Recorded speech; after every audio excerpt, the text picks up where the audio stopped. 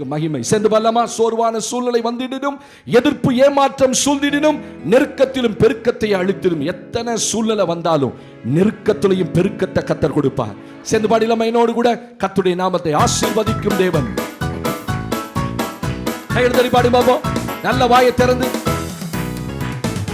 ஆசீர்வதிக்கும் தேவன் தம்மாசி பொழிந்திடும் நேரம். பாடுங்க. ஆசீர்வதிக்கும் தேவன் தம் ஆசி பொழிந்திடும் நேரம், பெருக்கத்தை அழித்திடும் தேவன் நம்மை பெருக செய்வார். பெருக செய்வார் இவ்வருடம். பாடுவோமா. தேவன் நம்மை பெருக செய்வார் இவ்வருடம். பலத்தின் மேல் பலனே, கிருபையின் மேல் கிருபை. பலத்தின் மேல் பலனே, கிருபையின் மேல் கிருபை. மகிமையின் மேல் மகிமை. பரிசுத்தம் பரிசுத்தமே என் வாழ்வில், பரிசுத்தம் பரிசுத்தமே. பலத்தின் மேல் பலத்தின் மேல் பலனே, கிருபையின் மேல் கிருபை. பலத்தின் மேல் பலனே, கிருபையின் மேல் கிருபை. மகிமையின் மேல் மகிமை. பரிசுத்தம் பரிசுத்தமே என் வாழ்வில், பரிசுத்தம் பரிசுத்தமே. ஆசீர்வதிக்கும் தேவன் தம்மாசி பொழிந்திடும். பாடுங்க. ஓ ஆசீர்வதிக்கும் தேவன், பெருக்கத்தை அளித்திடும் தேவன். தேவன் நம்மை பெருக செய்வார் இவ்வருடம். பெருக்கத்தை அளித்திடும் தேவன் நம்மை பெருக செய்வார் இவ்வருடம். பாடுவோம். சோர்வான சூழ்நிலை வந்திடினும், எதிர்ப்பு ஏமாற்றம் சூழ்ந்திடினும். பல்லமா. சோர்வான சூழ்நிலை. பாடுங்க. எதிர்ப்பு ஏமாற்றம் சூழ்ந்திடினும், நெருக்கத்திலும் பெருக்கத்தையே அடித்திடும் தேவன் நம்மோ. எத்தனை பேர் விசுவாசிக்கிறீங்க? ஓ பெருக்கத்தையே அடித்திடும் தேவன் நம்மோடுண்டு. பலத்தின் மேல் பலனே, கிருபையின் மேல் கிருபை. பல்லமா. பலனே, கிருபையின் மேல் மகிமையின் மேல் மகிமையின் மேல் மகிமை. பரிசுத்தம் பரிசுத்தமே என் வாழ்வில், பரிசுத்தம் பரிசுத்தமே. வறண்ட வாழ்க்கை செழித்திடுமே, கிருபையின் ஊற்றுக்கள் பெருகிடுமே. வறண்ட ஓ ஆசீர்வதிக்கும் போது வறண்ட வாழ்க்கை செழிக்கும். 100 மடங்கு பாலம் தந்திடும் பெருக்கத்தின் தேவன் நம்மோடுண்டு. 100 மடங்கு பாலம் தந்திடும் பெருக்கத்தின் தேவன் நம்மோடுண்டு.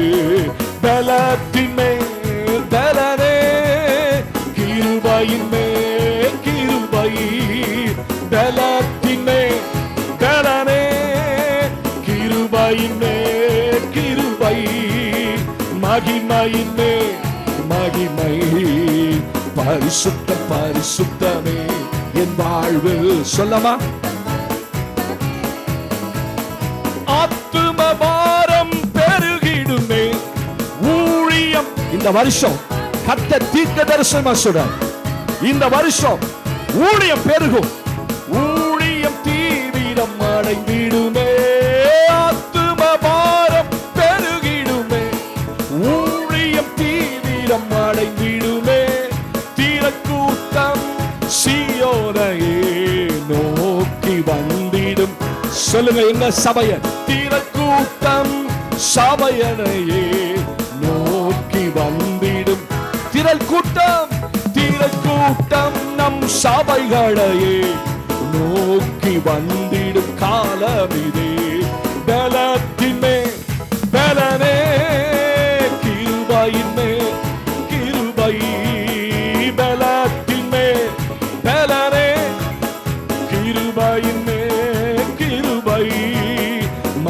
மகிமையின் மேல் மகிமை. பரிசுத்தம் பரிசுத்தமே, என் வாழ்வில் பரிசுத்தம் பரிசுத்தமே.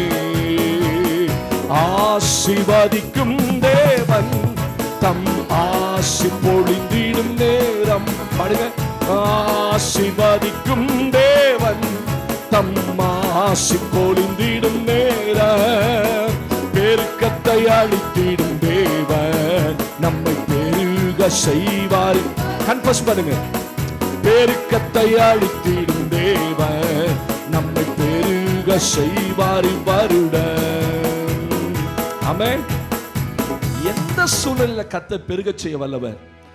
சோர்வான சூழ்நிலை வந்திடினும் எதிர்ப்பும் ஏமாற்றம் பெருகி. ஆமென் சொல்லுங்க. சோர்வான என் வாழ்க்கையில எல்லாம் நம்பிக்கையற்று போய் சோர்ந்து போய் நிற்கும் போது எதிர்ப்பு ஏமாற்றம் சொல்லுங்க. நெருக்கத்திலும் நெருக்கத்திலும் அறிக்கை பண்ணுங்க. பெருக்கத்தையே அழித்திடும் தே. எத்தனை பேர் விசுவாசிக்கிறீங்க? ஏன் நெருக்கத்திலும் நெருக்கத்திலும் பெருக்கத்தையே அழித்திடும் தேவன் நம்மோடுண்டு.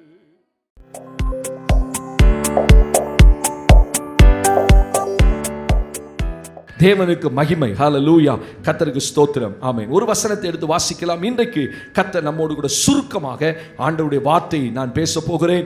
ஆண்டவர் மகிமைப்படுவார். வாசிக்கலாம். எபிரேயர்களின் நிருபத்திலே 10ஆம் அதிகாரத்திலே. Turn your Bible with me, the book of Hebrews 10ஆம் அதிகாரம். எபிரேயர்களின் நிருபத்திலே 10ஆம் அதிகாரத்திலே 19, 20 வசனங்களை நான் வாசிக்க போறேன். பின்னாடி போயிருங்க.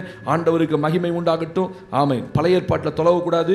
புதிய ஏற்பாட்டில் இருக்கிற 10ஆம் அதிகாரத்தில் 306ஆம் பக்கத்தில், புதிய ஏற்பாட்டு புத்தகம் 306ஆம் பக்கம் 10ஆம் அதிகாரம் 19, 20 வசனங்களை வாசிக்க கேட்கலாம். ஆகையால் சகோதரரே, நாம் பரிசுத்த ஸ்தலத்தில் பிரவேசிப்பதற்கு இயேசுவானவர் தமது மாம்சமாகிய திரையின் வழியாய் புதிதும் ஜீவனுமான மார்க்கத்தை நமக்கு உண்டு பண்ணினபடியால், புதிதும் ஜீவனுமான மார்க்கத்தை நமக்கு உண்டு பண்ணினபடியால், அந்த மார்க்கத்தின் வழியாய் பிரவேசிப்பதற்கு அவருடைய இரத்தத்தினாலே நமக்கு தைரியம் உண்டாயிருக்கிறபடியினாலும். வசனம் இவ்விதமாக நமக்கு நம்மோடு கூட பேசுகிறார். இங்க ஆண்டவர் மகா பரிசுத்த ஸ்தலத்துக்குள்ள நாம் நுழைவதற்கு என்ன செய்தார் என்று வாசிக்கிறோம். பழைய ஏற்பாட்டு புத்தகத்திலே மகா பரிசுத்த ஸ்தலம் என்று ஒன்று இருந்தது, பரிசுத்த ஸ்தலம் என்று ஒன்று இருந்தது. இப்ப ஆண்டவருடைய மரணத்துக்கு பிறகுதான் இந்த ரெண்டு ஸ்தலங்களும் ஒன்றாக இணைக்கப்பட்டது. ஆமென் சொல்லுங்க பாப்போம். அல்லேலூயா. பாருங்க, மகா பரிசுத்த ஸ்தலத்துக்குள்ள யாரும் போக முடியாதுன்னு நம்ம பாட்டு ஆராதனையில கேள்விப்பட்டோம். மகா பரிசுத்த ஸ்தலத்துக்குள்ள நுழைவது அவ்வளவு சாதாரண காரியம் அல்ல. பிரதான ஆசாரியன் மாத்திரம் வருஷத்துக்கு ஒரு முறை போவான். ஆனா இங்க இயேசு இந்த மகா பரிசுத்த ஸ்தலத்துக்குள் நுழைந்தார் என்று வாசிக்கிறோம். அதை தான் இந்த எபிரேயர் புத்தகத்தில் வாசிக்க கேட்கிறோம். ஆகையால் சகோதரரே, மகா பரிசுத்த ஸ்தலத்துக்குள் பிரவேசிப்பதற்கு இயேசுவானவர் தமது மாம்ச திரையின் வழியாய் புதிய ஜீவனுள்ள மார்க்கத்தை, ஒரு காரியம் வாசிக்கிறோம். மகா பரிசுத்த ஸ்தலத்துக்குள்ள இன்னைக்கு நீங்களும் நானும் நுழைவதற்கு காரணமே இயேசுவுடைய சரீரம் என்னைக்கு சிலுவையில் அடிக்கப்பட்டு தொங்குதோ அந்த நாள்ல தான் இந்த மகா பரிசுத்த ஸ்தலத்துக்கும் பரிசுத்த ஸ்தலத்துக்கு இடையில இருந்த திரை கிழிக்கப்பட்டு ரெண்டு ஒன்னானது. நீங்க வாசிக்கும் போது வாசிக்கிறோம், இயேசு சிலுவையில் தொங்கிக் கொண்டிருந்த போது என்ன செய்ய, தேவாலயத்தின் திரைச்சீலை ரெண்டாய் கிழிந்தது. அது எப்படி கிழிஞ்சது? Very good, super. மேலிருந்து கீழாக ரெண்டாக கிழிந்ததா. ஆண்டவர் எவ்வளவு ஞானம் உள்ளவர் பாருங்க. ஆக்சுவலா ஒரு திரை கிழிக்கணும், ஒரு துணியை கிழிக்கணும்னா நம்ம கீழே இருந்து கிழிப்போம். மேல உச்சி இருக்குதுன்னா கீழே இருந்து தான் கிழிக்க முடியும். ஆனா திரை எப்படி கிழிந்ததுன்னா மேல இருந்து கீழாக ரெண்டா. ஏன்னா இதையும் ஒரு பொய் கட்டிடுவான், நாங்க தான் கிழிச்சோம் அப்படின்னு சொல்லிடுவானே தவிர அந்த தேவாலயத்தின் உச்சியிலிருந்து அந்த திரைச்சீலை ரெண்டாய் கிளி. ஏன்னா அந்த திரைச்சீலை எதற்காக? பரிசுத்த ஸ்தலத்தையும் மகா பரிசுத்த ஸ்தலத்தையும் இடையில பிரிக்கிறதுக்கு இந்த திரைச்சீலை போட்டிருந்தது, இந்த கர்டன் போடப்பட்டிருந்தது. என்றைக்கு இயேசு சிலுவையில தொங்கினாரோ தம்முடைய மாம்ச திரையின் வழியாக, மாம்சம் அடிக்கப்பட்டதுனால தான் ரெண்டு ஒன்னாக்கப்பட்ட. என்னுடைய கேள்வி இன்னைக்கு காலையில என் உள்ளத்துல ஆண்டவர் வச்சது, இந்த பரிசுத்த ஸ்தலத்துக்குள்ள இயேசு நுழைந்தது எதற்காக? இன்னைக்கு செய்தியுடைய தலைப்பு என்ன?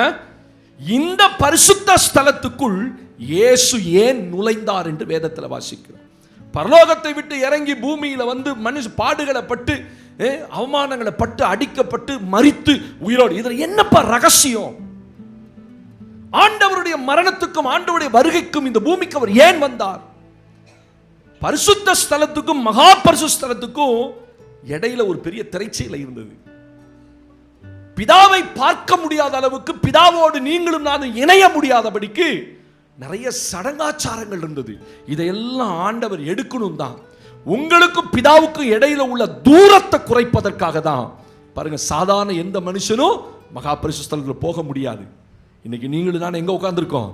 அது இயேசுடைய சரீரம் சிலுவையில் அடிக்கப்பட்டதுனால தான். ஆமென் சொல்லுங்க பாப்போம். அப்ப இயேசு நுழைந்த போது, அந்த நுழைந்ததுனால நமக்கு என்ன லாபம்? வாசிக்கலாமா? எபிரேயர் நிருபத்தில் 9ஆம் அதிகாரத்தில் 11-12 வசனங்களை நாம் வாசிக்க போகிறோம். ஆண்டவருக்கு மகிமை. இயேசு மகா பரிசுத்த ஸ்தலத்தில் நுழைந்ததுனால மனுக்குலத்துக்கும் திருச்சபைக்கும் என்ன ஆசீர்வாதம்? வாசிப்போம். எபிரேயர் 9:11-12. கிறிஸ்துவானவர் வரப்போகிற நன்மைகளுக்குரிய பிரதான ஆசாரியரை வெளிப்பட்டு கையினால் செய்யப்பட்டதாகிய இந்த சிருஷ்டி சம்பந்தமான கூடாரத்தின் வழியாக அல்ல, பெரிதும் உத்தமமான கூடாரத்தின் வழியாகவும் வெள்ளாட்டுக்கடா இளங்காளை இவைகளுடைய இரத்தத்தினாலே அல்ல, தம்முடைய சொந்த இரத்தத்தினாலும் ஒரே தரம் மகா பரிசுத்த, கவனிங்க, அதை குறிச்சு வச்சுக்கங்க, ஒரே தரம் மகா பரிசுத்த ஸ்தலத்திலே பிரவேசித்து நித்திய மீட்பை உண்டு பண்ணினார். பைபிள் என்னைக்கு புதுசாவே வச்சிருக்க கூடாது, படிச்சு கிழிக்கணும். ஆமென் சொல்லுங்க பாப்பா. கோடு போட்டுக்கணும். நமக்கு எந்த வார்த்தை உங்களை தொடுதோ. நானும் பார்க்குறேன், 5 வருஷமா புது பைபிளாவே வச்சிருக்கீங்க. தோத்திரம். 5 வருஷமா புதுசாக வச்சு யாருக்கு என்ன பிரயோஜனம் தெரியல. ஒரு பேனா கொண்டு வாங்க, உங்க பைபிளை கர்த்தர் எங்க உங்களோட சில காரியங்கள் உணர்த்துறாரோ கிழிச்சிடணும். ஆமென் சொல்லுங்க. வேற என் பைபிள் கந்தலா போச்சு. 5 வருஷம் ஆச்சு. 5 வருஷம் முன்னாடி புது பைபிள் மாத்திடுவேன். எல்லாம் கிழிச்சு கோடு போட்டு படிச்சு சோத்திரம். உங்க பைபிள் பாருங்க, 5 வருஷமா அப்படியே இருக்குது. ஒரு கோடு கூட போடாம வச்சிருக்கிறீங்க. தோத்திரம். அல்லேலூயா. அப்ப கவனிங்க, கர்த்தருடைய வார்த்தை என்ன சொல்லுது? அவர் அந்த மகா பரிசுத்தத்தில் நுழைந்து நித்திய மீட்பை உண்டு பண்ணினார். இதான் செய்தி. இயேசு மகா பரிசுத்த ஸ்தலத்துக்குள் நுழைந்து 2 திரைச்சுகளை 2ஆய் கிழித்து 2 ஸ்தலத்தை உண்டாக்கினதுக்கு காரணம் என்ன? அவர் மனுக்குலத்துக்கு நித்திய மீட்பை உண்டு பண்ணுவதற்காய். ஸ்தோத்திரம், ஸ்தோத்திரம். நித்திய மீட்பு என்றால் என்ன? ஆதி மனுஷன் பாவம் செஞ்சான். யார் பாவம் செஞ்சது? ஆதாமின் பாவம் சந்ததியாக கடத்தப்பட்டு இன்றைக்கு ஒவ்வொரு மனுஷனுக்குள்ள அந்த பாவம் இருக்கு. மனுஷன் மீட்கப்பட முடியல. மனுஷன் பாவத்துல கட்டப்பட்டிருந்தான். ஆதாம் முதற்கொண்டு மல்கியா புஸ்தகம் வரைக்கும் பழைய ஏற்பாட்டில் வந்த அத்தனை இஸ்ரவேலரும் பாவத்துக்கு அடிமையா இருந்தார்கள். பைபிள் சொல்லுதுல, பழைய ஏற்பாட்டு பரிசுத்தவான்களுடைய பாவங்கள் மூடப்பட்டது. பழைய ஏற்பாட்டில் பாவத்தை மூடி வச்சாங்க. தேவன் அந்த பாவத்தை என்ன செஞ்சாரு? ரத்தத்தை கொண்டு போவாங்க. வருஷத்துக்கு ஒரு வாட்டி இளங்காலை, வெள்ளாட்டுக்கடா இவைகளெல்லாம் அடிச்சு அந்த ரத்தத்தை அந்த பிரதான ஆசாரிய கைகளில் எடுத்துக்கொண்டு அந்த மகா பரிசுத்த ஸ்தலத்துக்கு உள்ள போவார். உள்ள போகும்போது ரத்தம் இல்லாம உள்ள போகக்கூடாது. ரத்தம் இல்லாம உள்ள போனான செத்தா. தனக்காகவும் தன் ஜனங்களுக்காகவும் செய்த பாவத்துக்கு பலி செலுத்தும்படி நிவாரணத்தை கொண்டு போவான். கையில ரத்தம் இல்லாம போக முடியாது. ரத்தத்தை அடித்து உள்ள கொண்டு போவார். அந்த ரத்தத்தை உள்ள கொண்டு போகும்போதுதான் அந்த ரத்தம் தான் பைபிள் சொல்ல, ரத்தம் சிந்துதல் இல்லாமல் பாவ மன்னிப்பு இல்லை. அப்ப யாரோ ஒருத்தர் எனக்காக ரத்தம் சிந்தினாரு. இயேசு எனக்காக என்ன செய்திருக்கிறார்? அந்த ரத்தத்துல தான் என் பாவம் மன்னிக்க. நித்திய மீட்பு என்று சொன்னால் பாவத்திலிருந்து விடுதலை கிடைக்காம மனுஷன் பாவத்துக்குள்ள வாழ்ந்தான். பாவத்துல கட்டப்பட்டிருந்தான். பாவத்தின் சம்பளம் மரணம். அப்ப பழைய ஏற்பாட்டு பரிசுத்தவான்களுடைய பாவங்கள் மூடி வைக்கப்பட்டது. எப்ப வேணாலும் தேவன் நினைவு கூறுவார். எப்ப வேணாலும் கர்த்தர் என்ன செய்வாரு? நினைவு கூறுவார். ஆமென் சொல்லுங்க பாப்போம். அப்ப அந்த பாவத்தை என்ன செய்வாரு? எப்படி நீக்குவது? மனுஷன் பாவம் செஞ்சுட்டான் பழைய ஏற்பாட்டு புஸ்தகத்தில். அதுக்காக தான் லேவியராகமத்தின் புஸ்தகத்தை கர்த்தர் கொடுத்தார். பலி எப்படி இருக்கணும், ஆராதனைகள் எப்படி இருக்கணும், என்ன பாவம் செஞ்சா எப்படிப்பட்ட பலி கொடுக்கணும், அதுக்காக தான் இந்த லேவியராகமத்தின் புஸ்தகத்தை கர்த்தர் சொன்னார், கொடுத்தார். ஆமென் சொல்லுங்க பாப்போம். அப்ப இந்த வசனம் சொல்லுகிறது, இந்த 9ஆம் வசனத்துல தேவனுக்கு மகிமை. வாசிக்கலாமா? அதே எபிரேயர் நிருபத்துல 9ஆம் அதிகாரத்தை 9ஆம் வசனம் வாசிங்க. அந்த கூடாரம் காலத்திற்கு உதவுகிற ஒப்பனையாய் இருக்கிறது. அதற்கேற்றபடியே செலுத்தப்பட்டு வருகிற காணிக்கைகளும் பலிகளும் ஆராதனை செய்கிறவனுடைய மனசாட்சியை பூரணப்படுத்த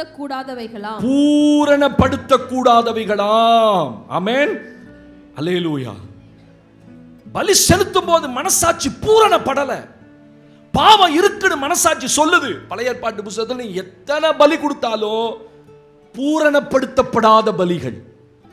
அதனாலதான் இயேசு தன்னுடைய சரீரத்தை ஒரே தரம் பலி செலுத்தினதுனால மனசாட்சி பூரணப்பட்டு மகா பரிசுத்த ஸ்தலத்தில் உட்கார்ந்து இருக்கிறோம்.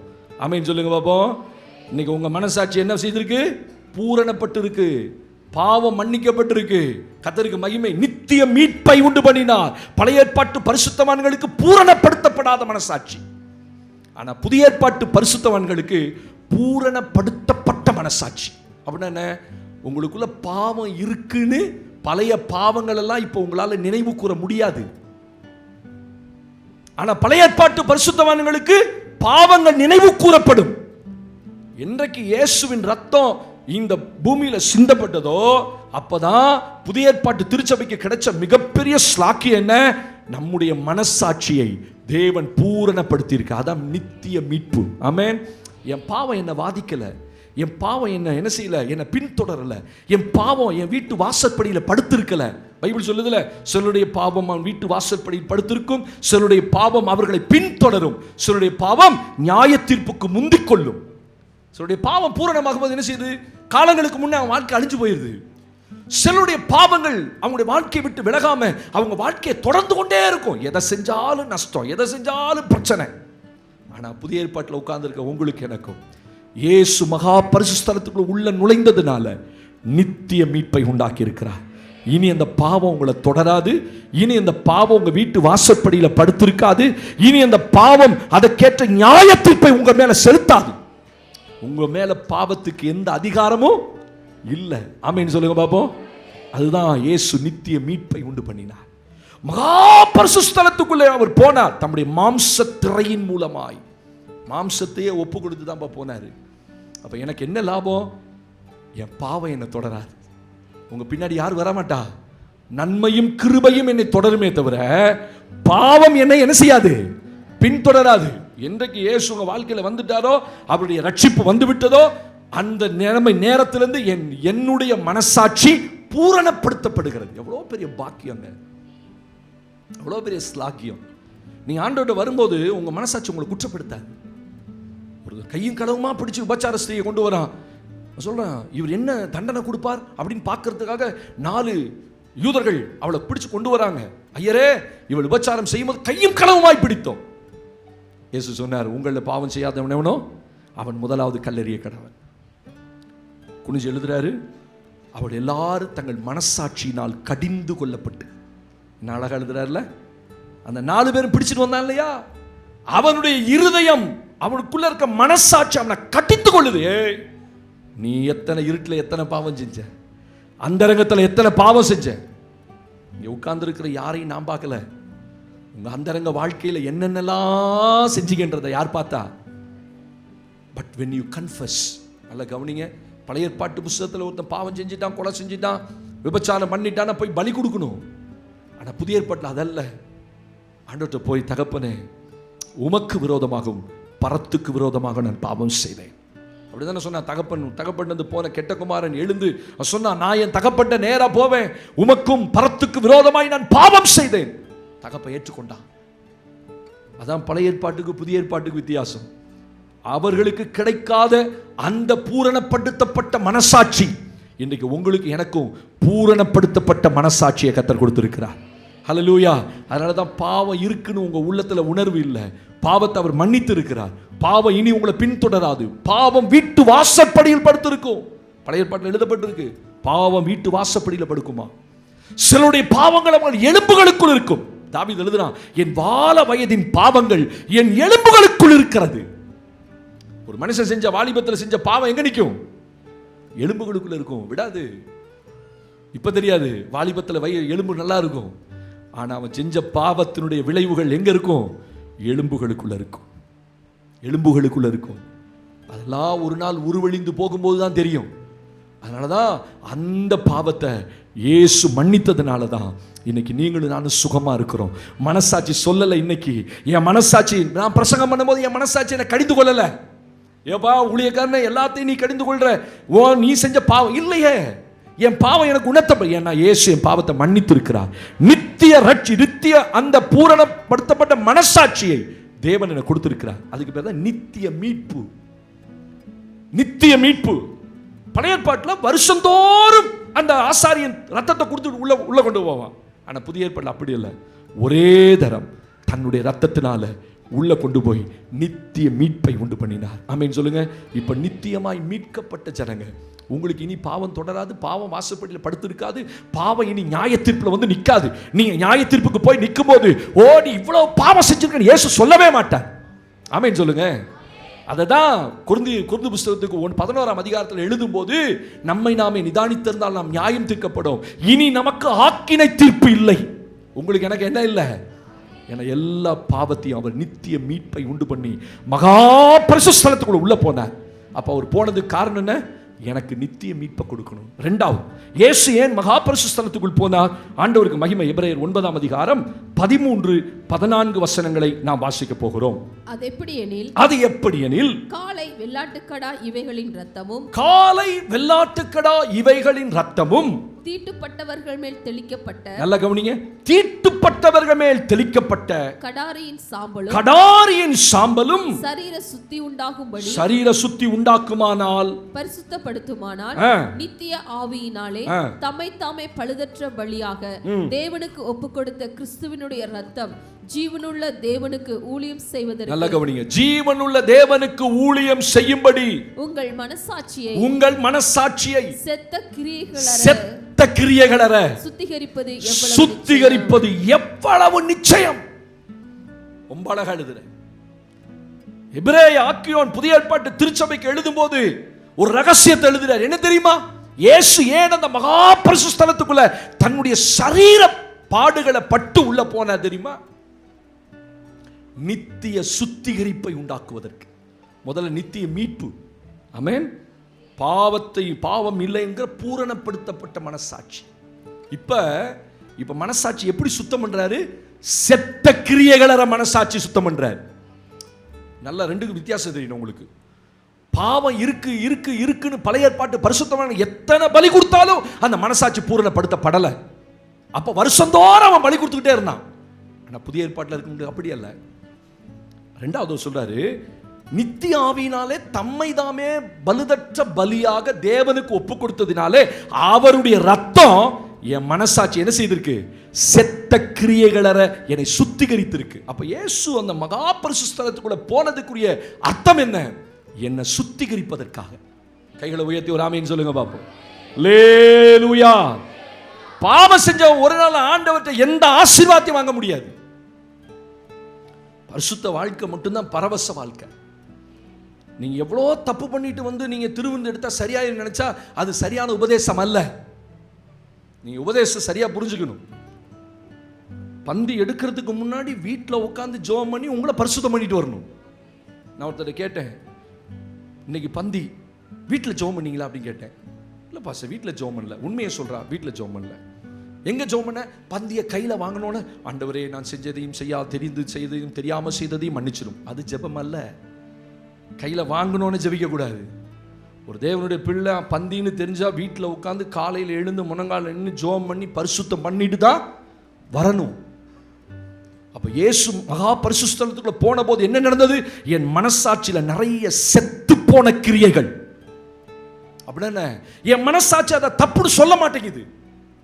இயேசு எனக்காக ரத்தம் சிந்தி என் வாழ்க்கையில வருவதற்கு முன்பதாக என் மனசாட்சி என்ன ஒரு நாள் கடிந்து கொள்ளல. அப்படித்தானே? நீங்க பாவம் செஞ்சு போங்க, இருதயம் கடிச்சுக்கிச்சா? சினிமா தியேட்டர் போனோம் அப்படி எல்லாரோடையும் சேர்ந்து பார்த்து சிரிச்சு இல்ல, 10 ரூபா பாப்கார்ன் 50 ரூபாய்க்கு கொடுத்தா தான் ஏப்ப விட முடியும் நம்மளால. வெளியில 10 ரூபா கூட அந்த பாப்கார்ன் இருக்காது. அங்க உள்ள போனா 150 ரூபான்னு சொல்றானா. இந்த மகாராஜா தேட்டரில் ஒரு அம்மா, நம்ம விசுவாசி அம்மா வேலை செய்கிறாங்க, இங்கே தான் இருக்காங்க. நான் யாரும் சொல்ல மாட்டேன், ஏன்னா அவங்கள்ட்ட போய் டிக்கெட் கேட்பீங்க. ஹலோ, இருக்கீங்களா? நீங்களும் யாரும் சொல்லிடாதீங்கம்மா. இங்கே தான் இருக்கிறாங்க ஆளு, உள்ள கேன்டீனில் தான் வேலை பார்க்குறாங்க. அவன் சொல்ல வெளியில் விற்கிற பாப்கார்ன் 10 ரூபாய்க்கு விற்கிறான் பாஸ், உள்ள 150 ரூபாய் வாங்குறான். அதையும் சந்தோஷமா வாங்கி தின்னுட்டு போறான். ஒரு காலத்தில் அந்த படத்தை எப்படி பார்த்தோம்? சந்தோஷமா பார்த்தோம். என் மனசாட்சி என்ன குத்த மாட்டேங்குது. நான் சொல்றேனே, படிக்கிற காலத்தில் எத்தனையோ முறை என் வீட்டுக்கு தெரியாது ஓடி போன நாட்கள்லாம் இருக்குது. சினிமா தியேட்டர் போய் அடிச்சு பிடிச்சி சண்டை போட்டு, அன்னைக்கு என் மனசாட்சி என்ன கடிந்து கொள்ளல. நான் சினிமா தியேட்டர் போகும்போது இப்ப அந்த பக்கம் திரும்பி பார்க்கறதுக்கே என் இருதயம் ஒத்துக்க மாட்டேங்குது. அதுதான் செத்த கிரியைகளற்ற மனசாட்சி. உங்க இருதயம் உங்களை நீங்க செய்யற தவற குத்தல, அது சுட்டி காட்டல, மனசாட்சி பேசாம இருக்கு. அது சொல்லுது, யாருதே செய்யாத தப்ப நம்ம செஞ்சுட்டு இருக்கோம், இந்த உலகத்துல எல்லாம் எவனும் படம் பார்க்கலையா அப்படின்னு சொன்னிச்சுன்னா உங்க இருதயத்தில் உள்ள கிரியைகள் செத்து போயிருக்குன்னு அர்த்தம். உங்க மனசாட்சி உங்களை கடித்து கொள்ள மாட்டேங்குது. ஆனா இயேசு அந்த அந்த அந்த மகா பரிசுத்தத்திற்குள் நுழைந்த போது அவர் என்ன செய்தார்? நித்திய ஆவியினாலே தம்மை தாமே பழுதற்றபடியாக அவர் ஒப்பு கொடுத்ததுனால, பாருங்க நல்லா கவனிங்க, ரெண்டுக்கு வித்தியாசம் சொல்றேன். காளை, வெள்ளாட்டுக்கடா, இளங்காளை இவைகளுடைய ரத்தமும் கெடாரியின் சாம்பலும், ரெண்டு காரியம் சொல்றேன். ஒன்னு ரத்தம், இன்னொன்னு சாம்பல். ஆமென் சொல்லுங்க. பழைய ஏற்பாட்டு புத்தகத்துல ஒரு மனுஷனை சுத்திகரிப்பதற்கு ஆசாரி என்ன செய்வான்? ரத்தத்தை கையில வாங்கி அப்படிதான் சொல்றான். உங்களுக்கு எதாவது புரியுதா? ஹலோ, உங்களுக்கு எதாவது புரியுமா? ஓம் கன்னி சுத்தாய நம, ஓம் பிரம்மபுத்திராய நம, ஓம் தரித்திர நாராயண நம, இது எதாவது உங்களுக்கு தெரியுமா? அப்படின்னு என்ன அர்த்தம்? ஓம் கன்னி சுத்தாய நம அப்படின்னா கண்ணியின் வயிற்றில் பிறந்த கடவுளே. கண்ணியின் வயிற்றில் எந்த கடவுள் பிறந்தாரு? ஓம் பிரம்மபுத்திராய நம, பிரம்மனுக்கு குமாரனா இருந்த கடவுளே உம்மை நமஸ்கரிக்கிறோம். பிரம்மனுக்கு யார் குமாரன்? எஸ். ஓம் ஸ்ரீ தரித்திர நாராயண நம, தரித்திர கோலத்தில் பிறந்த கடவுளே. அங்க உட்கார்ந்து நம்மால தான் சொல்றான். சொல்லுங்க ஆமென்னு. அங்க உட்கார்ந்து நம்மால தான் ஓதுறான். அவனுக்கே தெரியல. கர்த்தருக்கு மகிமை. அப்ப அந்த பழைய ஏற்பாட்டு புத்தகத்துல அவன் கொண்டு வந்த ஆட்டை அடிச்சு அந்த ரத்தத்தை அவனுக்காக அவன் சரீர சுத்தி உண்டாக்க முடியும் அவன் மேல தெளிச்சு, பலிபீடத்து மேல தெளிச்சு, அந்த ஆட்டை சுட்டரிச்சு பாளையத்துக்கு வெளியே கொண்டு போய், எல்லாமே அட்டகாசம் எழுதியிருக்காரு, பாளையத்துக்கு வெளியே கொண்டு போய் அந்த ஆட்டை சுட்டரித்து அந்த சாம்பலை கொண்டு வந்து அவன் கையில கொடுத்து, இதுதான் சரீர சுத்தி. அவன் சொல்றாரு, ஆடுகளின் ரத்தமும் ஆடுகளின் கிடாரியின் சாம்பலும் ஒருத்தனை சுத்தம் பண்ணும்னா, தம்மைதாமே பழுதற்ற பலியாக ஒப்பு கொடுத்த கிறிஸ்துவின் ரத்தம் ஜீவனுள்ள தேவனுக்கு ஊழியம் செய்யும்படி செத்த கிரியைகள மனசாட்சியை சுத்திகரிப்பது அதிக நிச்சயம். இப்பொழுதே ஒரு பரிசுத்தம் இறங்குவதாக, இப்பொழுதே ஒரு சுத்திகரிப்பு சபையில உண்டாவதாக, இப்பொழுதே நம்முடைய வல்லமை இறங்குவதாக. ஆண்டவரே, ஒவ்வொரு வாலிப பிள்ளைகளை, ஒவ்வொரு வயோதிபர்களை பரிசுத்தம் பண்ணும் ஆண்டவர். பரிசுத்தம் இறங்குவதாக. பரிசுத்தம் இல்லாம தேவனை தரிசிக்க முடியாது. பரிசுத்தம் இல்லாம இந்த இடத்துல ஒரு நிமிஷம் நிக்க முடியாது. நான் எப்படி வேணா வாழ்ந்துட்டு எப்படி வேணா வந்துட்டு, அப்ப என்ன அழகா சொல்றாரு, அவர் மகா பரிசுத்தலத்துக்குள்ள போனது எதுக்காகவா? நித்திய பரிசுத்தத்தை உண்டாக்கும்படி, சுத்திகரிப்பை உண்டாக்கும்படி. என் வாழ்க்கையில என்றைக்கு இயேசு உள்ள வந்துட்டு பரிசுத்தத்தை கொடுத்தாரோ அந்த பரிசுத்தத்தை இன்ன வரைக்கும் காத்துக்கொள்றோம். போராடணும். பரிசுத்தம் காக்கிறது அவ்வளவு ஒன்றும் சுலபம் இல்லை. ஆமென். ஆமா, பரிசுத்தத்தை காக்கிறது சுலபம் இல்லை. பாஸ்டர் அடிக்கடி சொல்றேன், உங்க வீட்டில் சினிமா ஓடக்கூடாது. ஏன்னா அங்க 2 பேர் கட்டி பிடிச்சி ஆடுறான், அசுத்தம். அது அப்பாவும் பிள்ளையும் உட்காந்துட்டு இவனும் பார்க்கறான் அவங்களும் பார்க்குறீங்களே, கஷ்டமா இல்லை உங்களுக்கு? எங்க வீட்டில் ஒரு ஆடு வந்து, ஒரு அசிங்கமான ஆடு வந்தா கூட என் பிள்ளைங்க டக்குன்னு மாத்திடும். தெரியும் எங்க அப்பாவுக்கு பிடிக்காது, எங்களுக்கும் பிடிக்காது. ஒரு ஆட்ல தவறான காரியம் விளம்பரத்தில் வந்தா கூட மாத்துகிற குடும்பமா நாம இருக்கும்போது, இது எப்படி அப்பா புள்ள மகன் எல்லாம் உட்காந்து கக்கா பக்கா கட்டி பிடிச்சி ஆடும்போது இது எப்படி தான் பார்த்துக்கிட்டு இருக்குதோ அதையும் இப்படியே பார்க்குறான். புரியலப்பா? உங்க மனசாட்சி குத்தலையான்னு கேட்குறேன், உங்க மனசாட்சி கஷ்டம் இல்லையான்னு கேட்குறேன். அப்ப என்ன அர்த்தம்? உன் மனசாட்சி செத்த கிரியைகளினால் நிரம்பி இருக்குது. உங்களுக்குள்ள பரிசுத்தமும் ஆண்டவருடைய ரத்தம் உங்களை சுத்திகரித்திருக்குமானால் செத்த கிரியைகள் உங்களுக்குள்ள இருக்காது. செத்த கிரியைகள் என்ன? அசுத்தம். அசுத்தம் தான் செத்த கிரியை. கண்ட காட்சிகளை பார்ப்பது, செல்போனில் பார்ப்பது, தேவனுக்கு பிரியமில்லாத காரியத்தை பார்ப்பது, என் மனசாட்சிக்குள்ள எனக்குள்ள அநேக பெருமைகளும் அநேக பொறாமைகளும் மேட்டிமைகளும் செருக்குகளும் இதெல்லாம் எனக்குள்ள நிற்கிறதா செத்த கிரிய. அப்ப இயேசு சிந்தின ரத்தம் எனக்குள்ள சுத்த மனசாட்சியை கொண்டு வருது. ஆமென். முதல்ல நித்திய மீட்பு, இரண்டாவது நித்திய சுத்திகரிப்பு. இயேசு வந்த பிறகு எனக்குள்ள இதெல்லாம் இந்த உலகத்தில், அதனால தான் பவுல் சொல்றல்ல, எனக்கு லாபமான எல்லாவற்றையும் நஷ்டமாக எண்ணுகிறேன், குப்பையுமாய் விட்டேன். எதெல்லாம் குப்பையா விடணுமோ குப்பையா விட்டுறணும். ஒரு காலத்தில் எனக்கு அதெல்லாம் நல்லா தெரிஞ்சது, இப்போ எனக்கு அதுவும் நல்லா தெரிஞ்சதுன்னா என் ரட்சிப்பு அல்லவே. அப்ப நான் ரட்சிக்கப்பட்டதுக்கும் ஆவிக்குரிய சபைக்கு வருவதுக்கும் என்ன வித்தியாசம்? எனக்குள்ள எந்த செத்த கிரியையும் நான் அனுமதிச்சிடக்கூடாது. ஏன்னா எனக்கு அவர் நித்திய மீட்பையும் நித்திய பரிசுத்தத்தை அவர் கொடுத்திருக்கிறார். ஆமென் சொல்லுங்க. அவர் அவ்வளோ கஷ்டத்தின் வழியா, பாடுகளின் வழியா சிலுவையை சகிச்சு அவர் அந்த மகா பரிசுத்தோட போனது காரணம் என்ன? நாம் பரிசுத்தமா வாழணும். ஆமென் சொல்லுங்க. சபை பரிசுத்தமா இருக்கணும். மூன்றாவது, அவர் எதற்காக அங்க போனார்? எபிரேயர் 9ஆம் அதிகாரம் 15ஆம் வசனத்தை நாம் வாசிக்க போகிறோம். ஆகையால் முதலாம் உடன்படிக்கையின் காலத்திலே நடந்த, கவனிங்க நல்லா, முதலாம் உடன்படிக்கையின் காலத்தில் நடந்த அக்கிரமங்களை நிவர்த்தி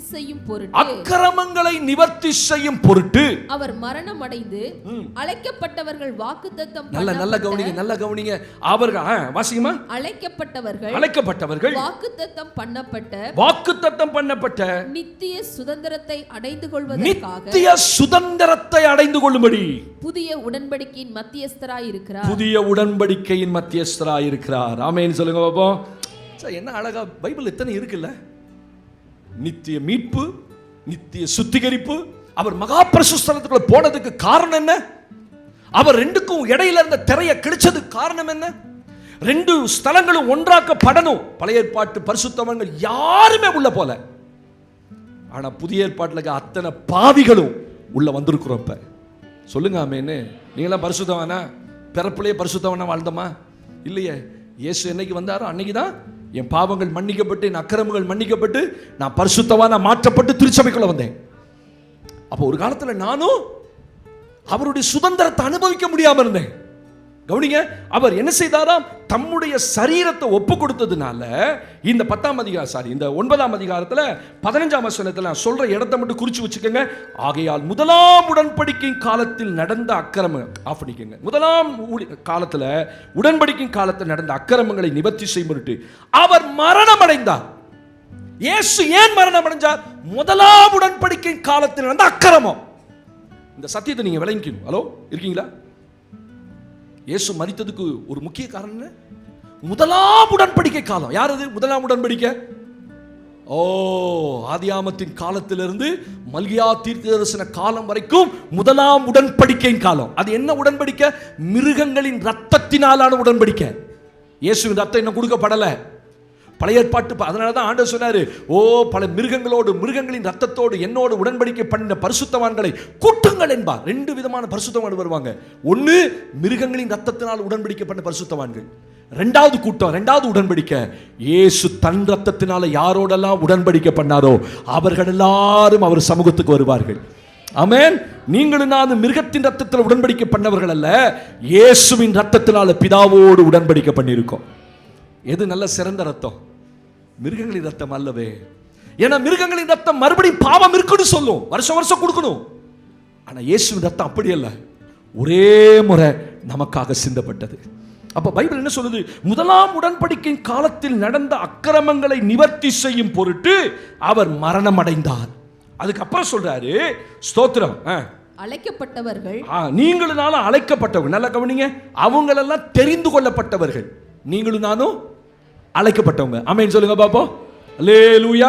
ஆமா, அழைக்கப்பட்டவர்கள் வாக்குத்தத்தம் பண்ணப்பட்ட நித்திய சுதந்திரத்தை அடைந்து கொள்வதற்காக புது உடன்படிக்கையின் மத்தியஸ்தராய் இருக்கிறார்.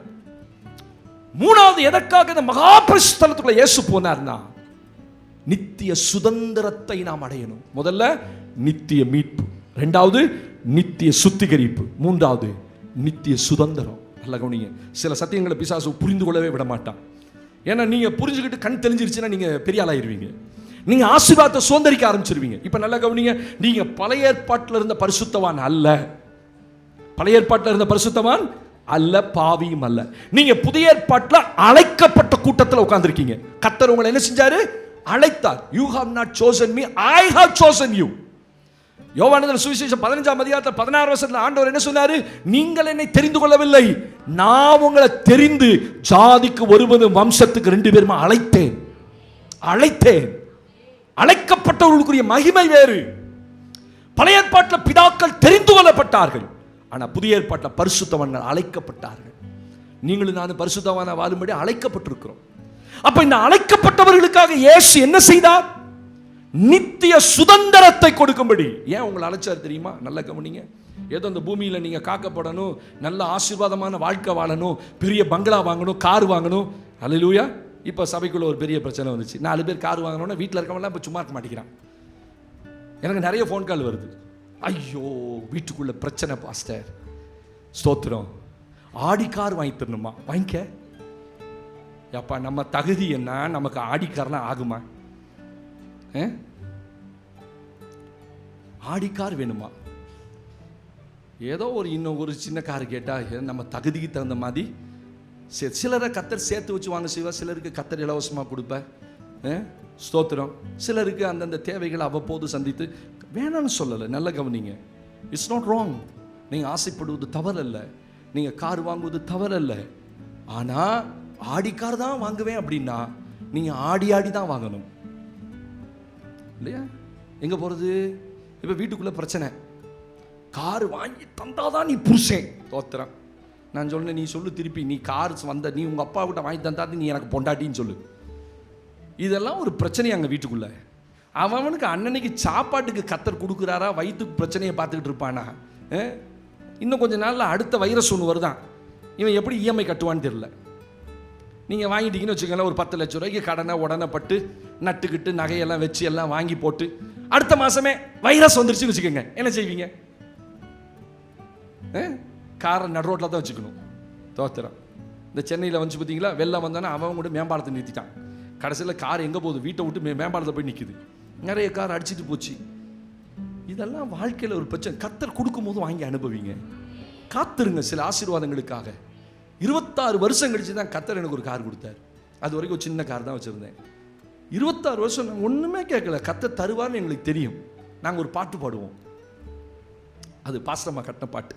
நாங்கள் அந்த பழைய காரில் போகும்போது அப்படியே பயங்கர வெயில், மத்தியான வெயிலில் திருச்சிக்கு போகும்போது அவ்வளோ வெயில், கஷ்டமாக இருக்கும். பாடிடுவோம். தருவார், நிச்சயம் தருவார், தராமல் இருக்கவே மாட்டார். அது ஒரு டியூனில் நாங்கள் பாடுவோம்.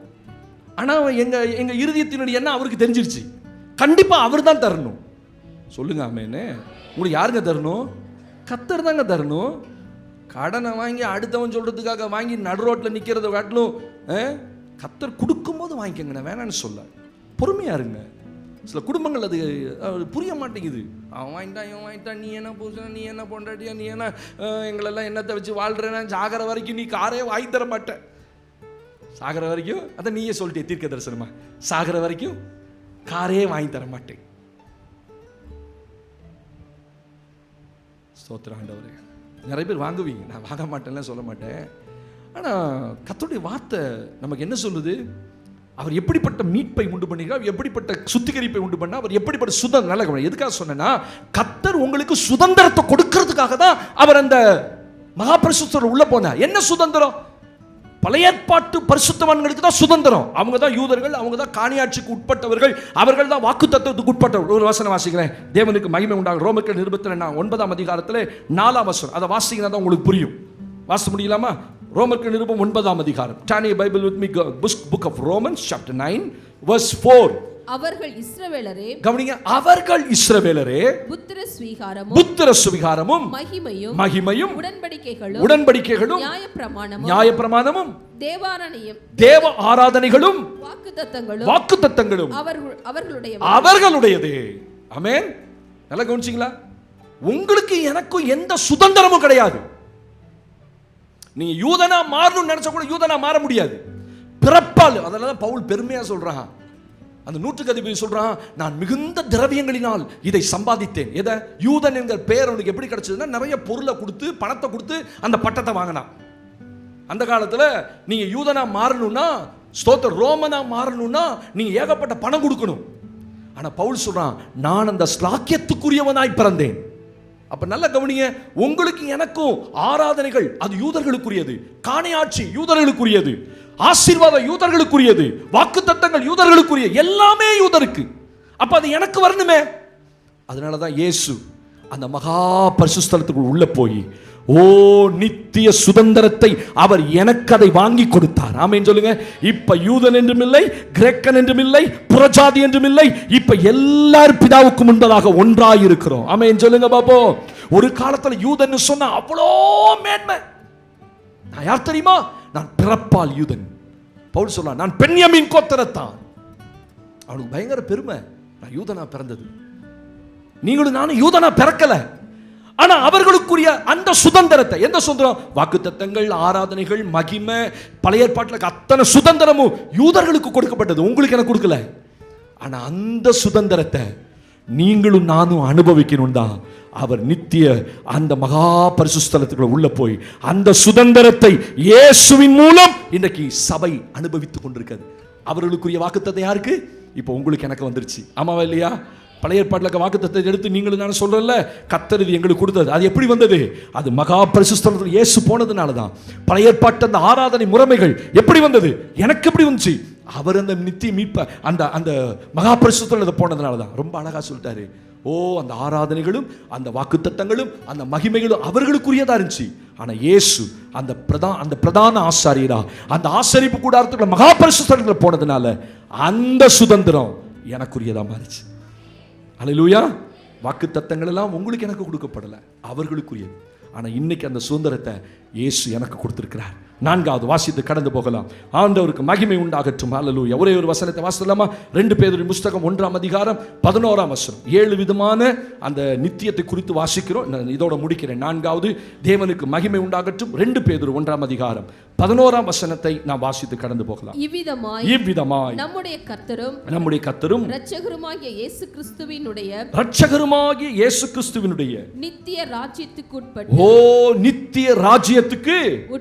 உட்பட்டு பிரவேசம் உங்களுக்கு பரிபூரணமாய் அளிக்கப்படும். போதும். கவனிச்சீங்களா? இவ்விதமாய் நம்முடைய கர்த்தரும் இரட்சகருமாயிருக்கிற இயேசு கிறிஸ்துவுடைய நித்திய ராஜ்யத்துக்கு உட்படும் பிரவேசம் உங்களுக்கு பரிபூரணமாய் அளிக்கப்படும். இயேசு அந்த மகா பிரதான அந்த அப்போஸ்தலரா இருந்து பரிசுத்த ஸ்தலத்துக்குள்ள போனதுக்கு காரணம் என்ன? நித்திய ராஜ்யத்தை உங்களுக்கு கொடுப்பதற்காக. நல்ல கவனிங்க. ஆண்டவர் லூக்கா எழுதின சுவிசேஷத்தில் ஒரு வசனம் சொல்லி இருக்கிறாரு. வாசித்து போகலாமா? லூக்கா 13ஆம் அதிகாரத்தில் 29ஆம் வசனத்தில் வாசிக்கலாமா? லூக்கா 13:29. கிழக்கிலும் மேற்கிலும் வடக்கிலும் தெற்கிலும் இருந்து ஜனங்கள் வந்து தேவனுடைய ராஜ்யத்தில் பந்தி இருப்பார்கள். ஆமென். யூதர்களுக்கு ஒரு பெரிய பெருமை, நாங்க மட்டும் தான் பரலோகம் போவோம், நாங்க மட்டும் தான் தேவனுடைய ராஜ்யத்துக்கு போவோம். ஆனா இயேசு என்றைக்கு அந்த மகா பரிசுத்த ஸ்தலத்துக்குள்ள உள்ள போனாரோ அவர்களுக்கு இருந்த அந்த பரலோகத்தின் சுதந்திரத்தை தேவன் நமக்கு கொடுத்தார். ஆமென். அதனால இயேசு சொன்னார், கிழக்கிலும் மேற்கிலும் வடக்கிலும் தெற்கிலும் இருந்து எல்லா ஜாதிகளும் ஜனங்களும் வந்து பரலோகத்தில் ஆபிரகாமோடு ஈசாக்கோடு யாக்கோபோடும் பந்தி இருப்பார்கள். உங்களுக்கு எனக்கு அந்த சாகியம் இல்லை பழைய ஏற்பாட்டில். ஆனால் புதிய ஏற்பாட்டில் என்றைக்கு 2 ஸ்தலமும் ஒன்றாக்கப்பட்டதோ அதில் தான் நமக்கு அந்த பெரிய பாக்கியம் கிடைச்சது. என்ன பாக்கியம்? ஆபிரகாமோடு ஈசாக்கோடு யாக்கோபோடும் நீங்களும் நானும் பந்தி இருக்க போகிறோம். நீங்கள் மேலே போய் பார்ப்பீங்க, பக்கத்தில் ஆபிரகாம் உட்காந்துருப்பார், இந்த பக்கம் பார்க்கும்போது பேதுரு உட்காந்துருப்பார், அந்த எழுத்தாப்பில் பார்க்கும்போது தாவீது உட்காந்துருப்பார். உங்களை பார்த்தா நீங்கள் போகிற மாதிரி தெரியல. ஒரு ஆமைன்னு சொல்லுங்க பார்ப்போம். போயிடுவீங்களா? ஆட்டுக்குட்டியானுடைய கல்யாண விருந்துக்கு அழைக்கப்பட்டவர்கள் பாக்கியவான்கள். ஆமென். அப்படி ஜீவ புஸ்தகத்தில் பெயர் எழுதப்பட்டவர்கள் பாக்கியவான்கள். ஸ்தோத்திரம். அவங்க தான் எங்க போக முடியும்? பரலோக ராஜ்யத்துக்கு போக முடியும். அங்க யார் தான் போக முடியும்? ஆபிரகாம், ஈசாக்கு, யாக்கோபு தான் போனாங்க. ஆனா இயேசு ஒரு நாள் சொன்னார், கிழக்கிலும் மேற்கிலும் வடக்கிலும் தெற்கிலும் இருந்து அநேக ஜனங்கள் உள்ள வருவாங்க. ஆமென் சொல்லுங்க. பரலோக ராஜ்யம் உங்களுக்கும் எனக்கும் முழு பூரணமாய் அளிக்கப்பட்டிருக்கிறது. இயேசு என்றைக்கு இந்த 2ஐயும் ஒன்னாக்கினாரோ, இயேசு என்றைக்கு இந்த மகா பரிசுத்த ஸ்தலத்துக்கு உள்ள போனாரோ என்ன கொடுத்தார்? நித்திய ராஜ்யத்தை தேவன் எனக்கு கொடுத்திருக்கிறார். ஆமென். இந்த உலகத்தில் வேற என்னங்க பாக்கியம் வேணும்? ஆண்டோடைய ராஜ்யம் தான். ஆமென். நேற்று ஒரு அம்மாவுக்கு ஞானஸ்தானம் கொடுத்தேன், 80 வயசு. அவங்க சொன்னாங்க, இனி எனக்கு இந்த உலகத்தில் ஒன்று வேண்டாம் பாஸ்டர், என்ன ஆண்டவரோட இருக்கணும், ஆண்டவரோட வாழணும். இல்லையா? ஆமா, இந்த பூமியில கொஞ்ச காலங்கள் நமக்கு எல்லாத்துக்கும் அந்த பரலோக ராஜ்யம் இன்னைக்கு எத்தனை பேத்துக்கு கிடைக்காம போச்சு. இயேசு என்றைக்கு உள்ள போய் வெளியே வந்தாரோ அந்த நாள் முதல் அவர் உள்ள போயிட்டார்ல, அப்புறம் நானும் உள்ள போக வேண்டியது தானே. ஆமென் சொல்லுங்க. அவர் எனக்கு முன்னாடி போனார், புதிய மார்க்கத்தை உண்டாக்கினார். அந்த வழியாகத்தான் இன்றைக்கு எனக்கும் பரலோகம் உங்களுக்கும் பரலோகம் கொடுக்கப்பட்டிருக்கிறது. ஒரு காலத்தில் பரலோகத்துக்கு நீங்க நானும் தூரமா இருந்தோம். இன்னைக்கு பரலோகம் நமக்கு வாக்கு பண்ணப்பட்டிருக்கிறது. நித்திய ராஜ்யத்தை உங்களுக்கு எனக்கு கர்த்தர் கொடுத்திருக்கிறார். எழுந்து நிற்போம், ஜெபம் பண்ணுவோம். தேவனுக்கு மகிமை உண்டாகட்டும். இயேசு மகா பரிசுத்த ஸ்தலத்துக்குள்ள போனதுக்கு மிக முக்கியமான காரியங்கள், அவர் ஏன் தன்னுடைய மாம்சத்தை ஒப்பு கொடுத்து அந்த 2 திரைகளையும் கிழித்து பழைய ஏற்பாட்டில் இருந்த மகா பரிசுத்தலத்தையும் அந்த மகா பரிசுத்தலத்தை ஏன் ஒன்னாக்கினார் அப்படின்னா, இயேசு நித்திய அந்த ரட்சிப்பை கொடுப்பதற்காக, ஆமே, நித்திய ராஜ்யத்தை கொடுப்பதற்காக, நித்திய பரிசுத்தத்தை கொடுப்பதற்காக. இன்னைக்கு உள்ள இருக்கிற புதிய ஏற்பாட்டு திருச்சபைக்கு ஆண்டவர் சொல்றாரு, ஒரு காலத்தில் நீ அந்த காணியாட்சிக்கு தூரமா இருந்த, வாக்கு தத்தத்துக்கு தூரமா இருந்த, அந்த சுதந்திரம் உன்னுடையதா இல்ல தேவ பிள்ளையே. ஆனா இன்னைக்கு ஆண்டவர் பரலோகத்தின் சுதந்திரத்தை உங்களுக்கு எனக்கு வாக்கு பண்ணி இருக்கிறார். இதெல்லாம் நடந்ததுக்கு ஒரே ஒரு காரணம், அந்த மகா பிரதான அப்போஸ்தலராய் ஆசாரியராய் இயேசு அந்த மகா பரிசுத்தலத்துக்குள் உள்ள போனார். அது சாதாரணமா போகல, தன்னுடைய சரீரத்தை ஜீவ பலியா ஒப்பு கொடுத்து, தன் சரீரம் அடிக்கப்பட்டு ரத்தம் சிந்தி இதை நமக்கு மீட்டு கொடுத்தார். ஆண்டவருக்கு மகிமை. நித்திய மீட்பை உண்டாக்கினார், நித்திய ரட்சிப்பை உண்டாக்கினார், நித்திய பரிசுத்தத்தை உண்டாக்கினார், நித்திய ராஜ்யத்தை நமக்கு கொடுத்தார், நித்திய சுதந்திரத்தை தேவன் கொடுத்தார். கர்த்தர் கொடுத்த இந்த நல்ல வார்த்தைகளுக்கான நம்ம எல்லாரும் வாய்ந்த கர்த்தரை ஸ்தோத்திரம் பண்ணுவோம். ஸ்தோத்திரம், ஸ்தோத்திரம், ஸ்தோத்திரம், ஸ்தோத்திரம், ஸ்தோத்திரம், ஸ்தோத்திரம், ஸ்தோத்திரம், ஸ்தோத்திரம், ஸ்தோத்திரம், ஸ்தோத்திரம்.